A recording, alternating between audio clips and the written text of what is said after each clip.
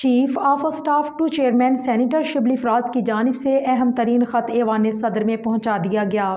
عمران خان کی جانب سے خط میں کہا گیا ہے کہ پاکستان تحریک انصاف کی کور کمیٹی اور پارلیمانی پارٹی کا مشترکہ اجلاس 29 جنوری کو منعقد ہوا۔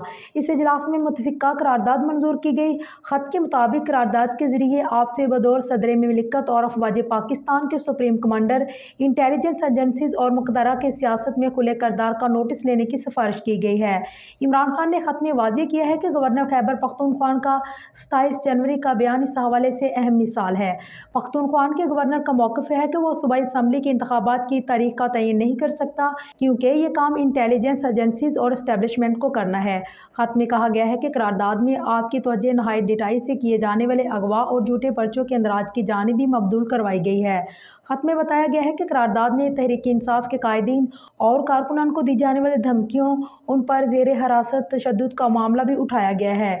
عمران خان کی جانب سے لکھے گئے خط میں مزید کہا گیا ہے کہ قرارداد آپ سے آئین قانون کے انحراف اور بنیادی حقوق کی خلاف ورزیوں کے تدارک کے لیے مؤثر اقدامات کی سفارش کرتی ہے۔ واضح رہے کہ تحریک انصاف کی کور کمیٹی اور پارلیمنٹری پارٹی کے 29 جنوری کے اجلاس میں منظور کردہ متفقہ قرارداد بھی خط کے ساتھ بھجوائی گئی۔